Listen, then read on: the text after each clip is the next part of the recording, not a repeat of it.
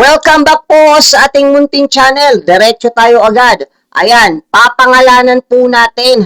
Ito pong isa sa pinaka-mastermind dyan po sa Mima's case. Ayan, ito po ay si Sarah. Maliwanag po ito po ay si Sarah. Okay, basahin po natin ito pong post ni Pebbles Talakera. And then, pumunta po tayo doon sa videos nitong Sinyolo para maliwanag pong mabuti. Okay? Ayan. Pero bago ang lahat, guys, huwag niyo po sana kalimutan mag-like at mag-subscribe. Okay? Ito po. Ito po ang sabi ni Pebbles Talakera. Let us start the show. Siya po yung babaeng laging kasama ni Mima Alicia. Hindi na yata nagpakita. Baka alam ninyo kung nasaan. She is from Florida Blanca, Pampanga. Siya yung sinasabing Sarah. I think lahat ng suspects iniba yung pangalan. So guys, ayan, tandaan ninyo yung mukha na yan. Ganda mo pa naman, May, ha? Oh. Ayan, tandaan nyo guys, screenshot nyo. Ayan, screenshot nyo, then i-share po natin. Ayan, para kumalat po ito. Na-screenshots nyo na po ba? Okay, tumungo naman tayo kay Nyolo para doon sa paliwanag. So, tumungo naman tayo dito kay Nyolo para makuha natin yung paliwanag about po dito sa babaeng ito na si Sarah. Ayan, okay? Wait lang. Ay niya, lumipat sa dalawang kondo, tol. May sasakyan pa. Oo. Ikaw, tol. Si Mima nga lang eh. Si Mima po, paano si Mima mag-i-invest pa kung talagang may bayad siyang 500,000 monthly?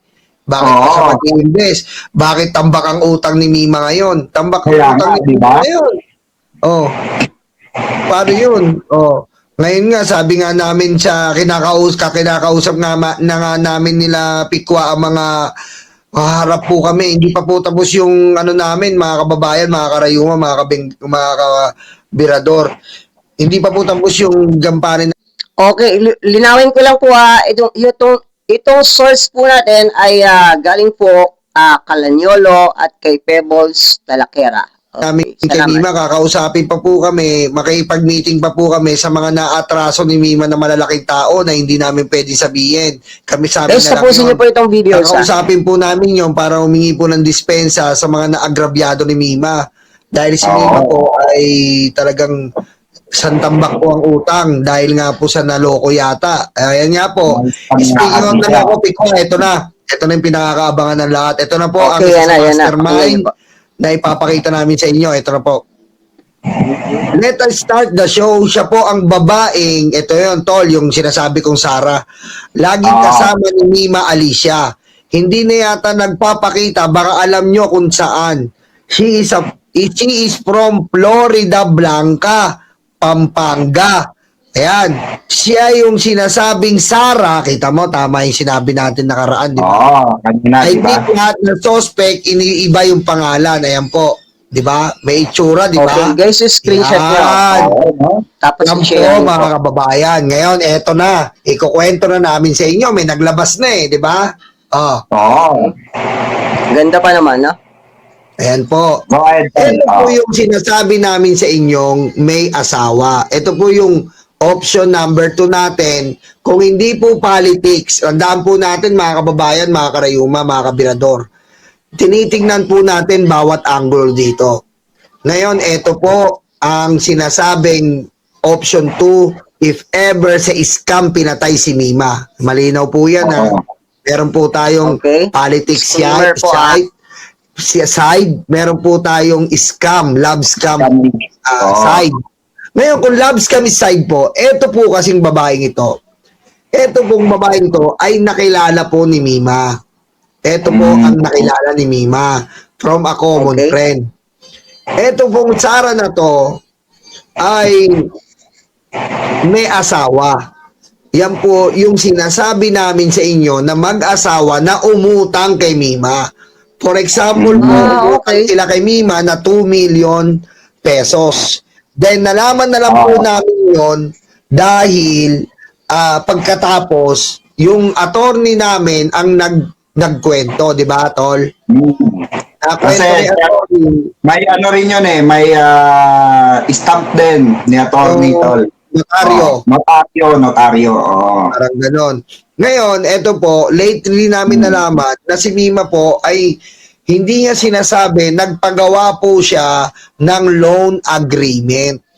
Nagpagawa Yes. po si Mima ng loan agreement at ito po ay pinagkataka ni attorney. At Oo. sinabi nga, etong asawa nito nakipagkita kay attorney at Mima. Pumirma sila ng loan agreement para ibigay po yung pera. Ayos naman eh. Ayos. Diba? Imig sila ni na Mima.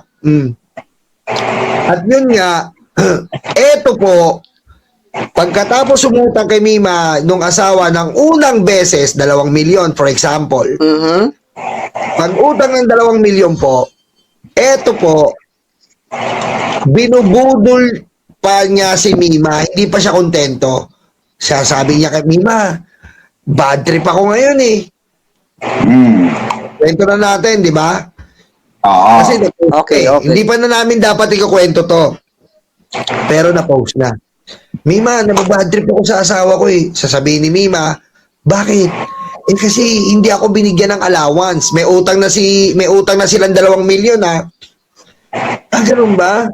Ganito na lang, Mima. Sasabi nito ni Sarah, ganito na lang, Mima.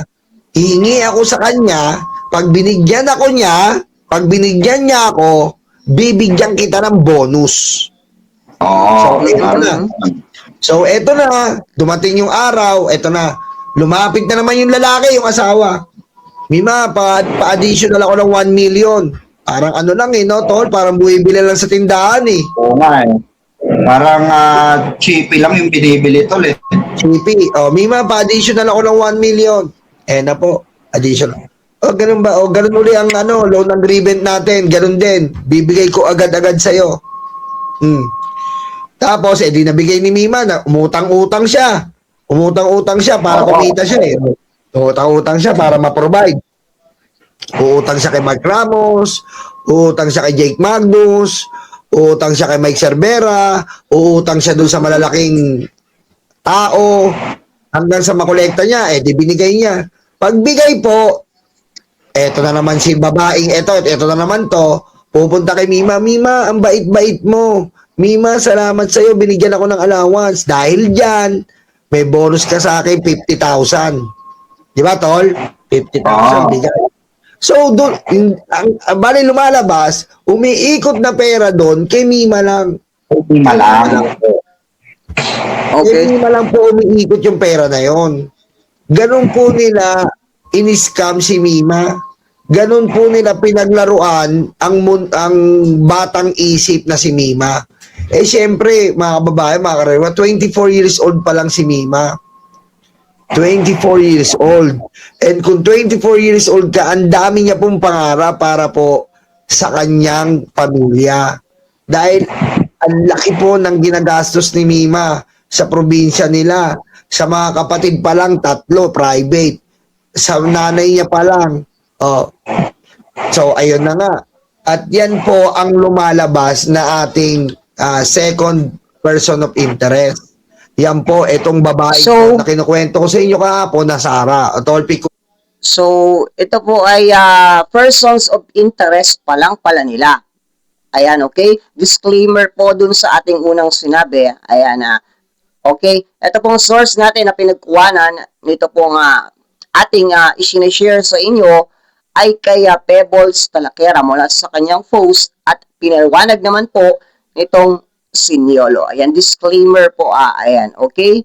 Ito pong si Sarah, kung tawagin nila, ay persons of interest doon sa isa sa 7 mastermind.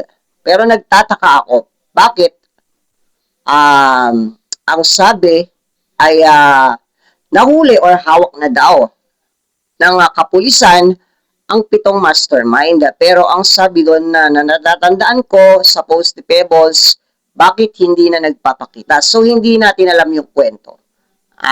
Kaya disclaimer po, okay? Ito pong ating topic ay i-share lang po natin sa inyo at nakuha po natin ito sa post ni Pebbles at sa paliwanag nitong malapit na kaibigan ni Mima Alicia na si Niolo. Okay? Ikaw. Yun nga po mga kabirador, no, mga karayuma. Ito po mga kababayan, yung pilit naming itinatago sa inyo before na hindi pa namin siya pwedeng pakialaman kasi nga under investigation pa. Kaya humihingi po kami ng kapatawaran ni paring Niolo, no? Dahil may pinaligaw-ligaw kayo ng bahagya. Kailangan po talaga namin gawin yon hanggang bumugulong pa yung investigasyon.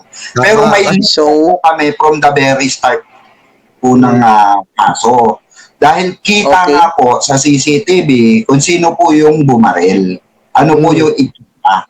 Hindi lamang po nilabas in public. Dahil para hindi po maapektuhan yung bumubulong na kaso at investigasyon. Para hindi po maalarma yung mga suspect. O, tignan nyo, di ba, nung hindi lumabas sa media, hindi namin nilabas. Huli agad, di ba, Tol? Tumbok agad, di ba? Timbog agad yung mga suspect, mga gunmen. O. Ganun po, nakipag-cooperate din po kami. For your information. Hindi po kami dito yung for the view. Siyempre, gusto namin magka-view, sasabihin nyo. Hindi po gusto namin magka-views. Kung ano po ang sinasabi namin ng pulis sa amin, sinasabi na namin sa inyo. Hindi po kami ganoon, mga kababayan. Hindi po namin sinasabi sa inyo. Alam na namin tong Sara noon pa. Unang araw pa lang pagkamatay ni Mima, alam namin to. Pero lumabas na po ngayon, kaya po pwede na namin ilabas sa inyo. So, pare. Kasi nakikita ko po mga kababayan, may mga nagko-comment din sa akin na bakit yung unang sinabi nyo ganito, yung pangalawang sinabi nyo ganyan, eto naman pala yung may pananagutan. Yun nga po ang kailangan naming gawin upang kasi yung mga nilito, parang nilito. Yung mga yan tulad niyan, babaeng yan, nanonood po sa amin yan. Nanonood na po kami sa ngayon. Oo. Diba? Baka isa na nga sa kasama nyo dyan na nanonood ngayon yan Diba? Kung ano diba? Ng mga araw na yon. Kaya po hindi namin pwede sabihin or ipinpoint na meron na po lead ang mga pulis. Dito po sa pagtalagang nila. Kaya sana maintindihan nyo. Kasi gusto namin na mabilis na katarungan para sa aming kaibigan. Yan po ang, di ba Tol, sila ang nag-impluensya kay Mima, nag-impluensya po kay Mima na, eto Mima, ganito, Mima, ganito, gimmick tayo, gigimmick sila sa mamahalin. Nightlife. Yan. Si Mima po, walang kotse, nakikisakay lang kay Boss Mike, di ba? Sila din po nag-impluensya, Mima, bumili ka na ng sasakyan mo. Ganyan, bumili ka ng sasakyan mo. Sila po, in-impluensyahan nila si Mima. Pinapasabay nila sa luho, pinapasabay po nila sa lifestyle. So yun guys, ayan, kung gusto niyo po ng continuation, ayan, sa kwento po nitong si Sara, na persons of interest po sa isa sa 7 mastermind, panoorin niyo po yung live or yung upload nitong si Niolo. Ayan. Pero disclaimer po okay, wala po silang ipinil-point. Sinabi, narinig po natin na ito po ang si Sara na kung tawagin nila is persons of interest mula doon sa 7 mastermind. Okay, malinaw po yun At ang source po natin na kinuhaan nito ay kay Pebbles, sa post po ni Pebbles Tarakera at sa paliwanag po ni Niolo. Okay? Ayan. Guys, pakishare po itong videos na ito. I-like nyo po at ilagay nyo po ang inyong mga komento para mabasa po natin isa-isa ang inyong mga sariling opinion. Maraming salamat po. Huwag nyo po kalimutang mag-like guys at mag-subscribe.